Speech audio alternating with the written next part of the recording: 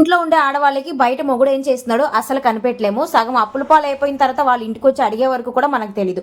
ఎందుకు అంటే ఇది వరకు అప్పులు అవసరమైతే ఎదురు వాళ్ళని చేబుదులుగా అడగడమో, లేకపోతే పక్కన వాళ్ళో, లేకపోతే ఫ్రెండ్స్నో, ఫ్యామిలీనో, తెలిసిన వాళ్ళో అప్పుగా అడిగి తీసుకోవడం అనేది వచ్చింది. దాని తర్వాత కాగితాలు రాసుకొని వడ్డీలు పెట్టుకుని అప్పులు తెచ్చేవాళ్ళు. కానీ ఈ క్రెడిట్ కార్డ్స్ ఎప్పుడైతే వచ్చాయో వాళ్ళకి అవసరం ఉన్నా లేకపోయినా ఈ క్రెడిట్ కార్డ్స్ గీకడం, వాళ్ళ ఇష్టానుసారం వాడుకోవడం.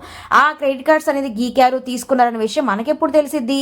ఆ వడ్డీ డబ్బులు క్రెడిట్ కార్డ్ బిల్లు కట్టక ఆ డబ్బులు అనేది డబల్ త్రిబుల్ అయిపోయి వాళ్ళ ఇంటికి వచ్చి ఆధార్ అడ్రస్ పట్టుకొని ఇంటికి వచ్చి అడిగే వరకు కూడా మనకు తెలియట్లేదండి. నిజంగానండి. అంటే వాళ్ళు క్రెడిట్ కార్డ్స్ అవసరానికి బయట వాళ్ళ దగ్గర చేయి చాపడం ఎందుకులే అన్న ఆలోచనతో వాళ్ళు క్రెడిట్ కార్డ్స్ తీస్తారు. కానీ ఆ సమయానికి కట్టలేకో, లేకపోతే వేరే ఖర్చులు ఏదైనా వచ్చి పడో, ఆ క్రెడిట్ కార్డు బిల్లు కట్టడం మర్చిపోయో ఎంతో మంది జీవితాలు అనేది నాశనం అయిపోయాయి. ఒక్కసారి మనం క్రెడిట్ కార్డులో అప్పులు అనేది పడ్డాము అంటే సగం జీవితం ఆ అప్పు కట్టడానికే సరిపోతుందండి. మేము కూడా ఆ ప్రాబ్లం ఫేస్ చేసాం. దయచేసి ఎవరో